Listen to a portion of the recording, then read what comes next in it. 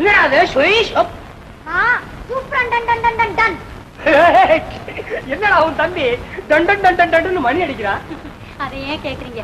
காலையில இருந்து 2 பேருக்கு இதே வேலைதான். தம்பிய போலீஸ் சூப்பரண்ட் ஆக்கணும்னு ரங்கனுக்கு கொள்ள ஆசை. எனக்கு தான் ஆசை மாமா. இல்லை, நம்மள மாதிரி கஞ்சிக்கே லாட்டரி அடிக்கிற ஏழப்பட்டவங்க தலைக்கு கைய வச்சு தூங்கி கனவு காணும் போதாண்டா விருந்தே சாப்பிட முடியும். ஆசைப்படுறதுல ஒண்ணும் தப்பு இல்ல. ஆனா இந்த டிங் டிங் டிங் வேலைக்கெல்லாம் கொஞ்சம் வசதி வேணும்டா. மாமோ இங்க பாருங்க, கண்டிப்பா என் தம்பிய போலீஸ் சூப்பரண்டா ஆக்கத்தான் போறேன். அது நீங்க பார்க்கத்தான் போறீங்க. அது வரைக்கும் எனக்கு ஆயுசு இருக்குன்ற ஆசையோட உனக்கு உறுதி இருக்குடா. முரட்டு பயல, நீ ஜெயிச்சாலும் ஜெயிச்சிருவே.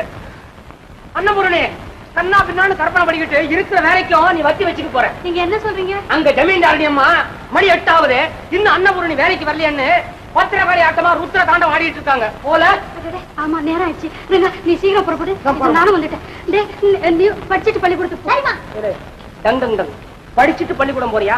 அவனாவே பள்ளிக்கூடத்துக்கு போய் படிப்பா, நீ என்னடா தலையிடா? விரலுக்கு தகுந்த வீக்க வேணும்டா. அடையா தண்டை சோறு. நீ கட்ட கட்டுக்கு 2 பொண்டாட்டியா இருக்குது ஒண்ணு, கட்டி இருக்கிறது ஒண்ணு.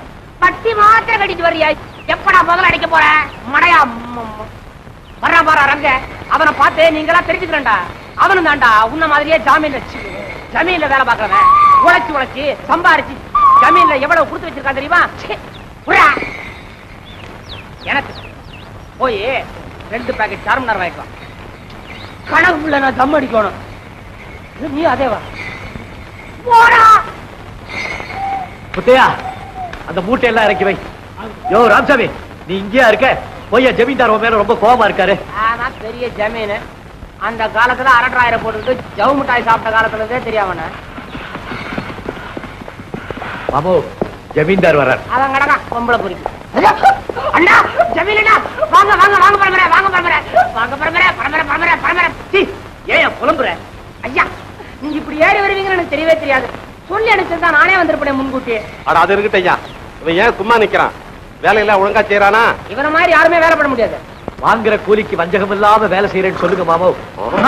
இங்க யாராம் கூலிக்கார பையங்கள் எல்லாம் எவ்வளவு திமிரா பேச கத்துக்கிட்டா பார்த்தியா? ஆமா ஆமா, களி முத்தி போச்சு. இல்ல, காலம் மாறி போச்சு. என்னடா சொன்ன? முதலாளி முதலாளி, இவன் அரியா பையன், சின்ன பையன், தப்பு பண்ணிட்டான். போடா போய் வேலையை பாடுறான். அவன் தான் ஏற்கனவே ஏறி வர்றான் குதிரை மேல. அவகிட்ட ஏட்டா போடா போய் வேலையை பாடுறா. முதலாளி. ஐயா சாமி, கிளியூர் ரத்னா வீட்டுக்கு ஒரு 100 மூட்டை சம்பாரம் அனுப்பிச்சிரு. இல்ல, அது நம்ம வீட்டுக்குன்னு தனியா ஒதுக்குறதாச்சுங்களே. அதுவும் வீடுதான் ஐயா. யோ நீ பேசலையா, குதிரை பேசுது. ஐயா சாமி அனுப்பிச்சிருங்க. ஆனா அதை எந்த கணக்குல எழுதுறது?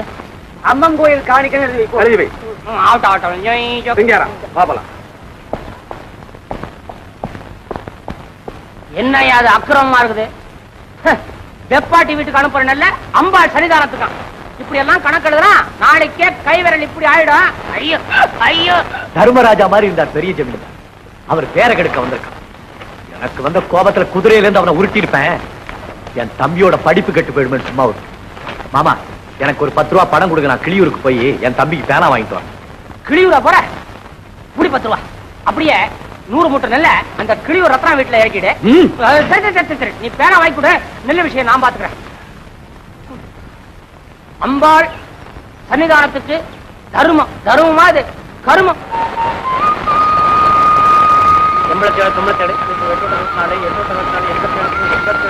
என்ன மாமா உதைக்குதா? வேலையை பார்த்து பார்த்துக்கிட்டு தானே இருக்க. நீங்க படுற அவஸ்தைய இங்கேயும் சிக்குது. அது நல்ல கணக்கா இருந்தா சரியா இருக்கும். நாகநாத கணக்கு இல்ல. என் கணக்கு பிள்ளையா. என்னடா ஜமீன்தாரையா கிளியூர் போறாராம், நீங்களும் கூட போகணுமா? தயாராயிருக்கு. போடா. கூடவே ஒருத்தர் இருக்கானே, அவனை போய் சொல்றா. கால்ரா தாளத்தை தப்பா போட்டு கால் உடஞ்சு கிடக்கலாம். நீங்க தான் போகணும். நல்ல வேலை உங்களுக்கு.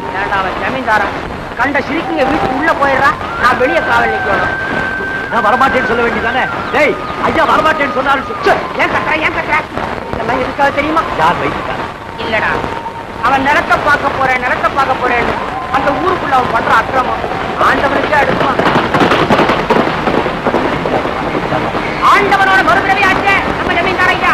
கிளியூர் எங்க, சோலையூர் எங்க, 50 கல்லு இருக்கும். நேரடியா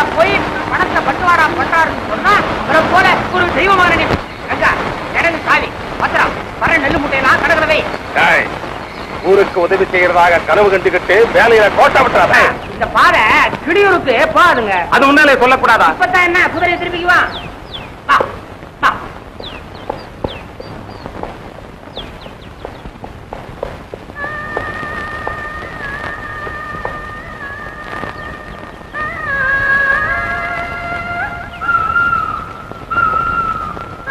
ஐயா சாமி, நீ இப்படியே திரும்பி போ. ஐயோ, இந்த நிலைமையில உங்களை விட்டுட்டா ஐயா பயமா இருக்கா? அதுக்கு இல்லைங்க, இவ்வளவு பெரிய காட்டுல உங்களை தனியா விட்டுட்டு போறதுன்னா பயம். நீ போய்யா. ஐயோ, கணக்கு பிள்ளைக்கு இது மரியாதை இல்லைங்க. போ. சத்தியமா சொல்றேங்க, விட்ட அடுத்த ஜாமத்துக்கு அடுத்த ஜாமம் நினைக்கிறேன்.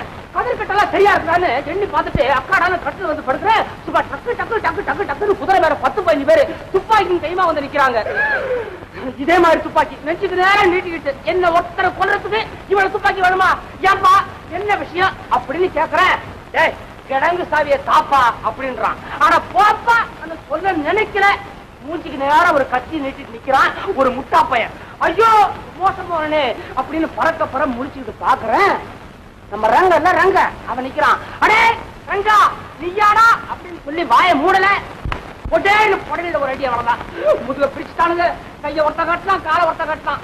கோழி குஞ்சு மாதிரி கட்டலோட கட்டலா கட்டி தூக்கி போட்டாளுங்க. நெல்லெல்லாம் போட்டு போட்டாளுங்க.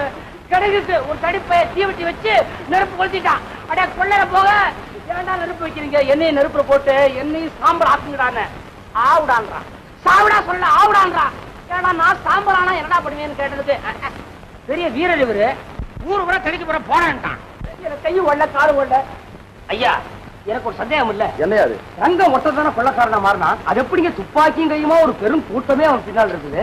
ஆமா, அந்த கூட்டம் எல்லாம் எப்படி வந்து பாண்டியனுடைய ஆட்டா இருக்கலாம். ஆஹா, இவர் இன்ஸ்பெக்டர்.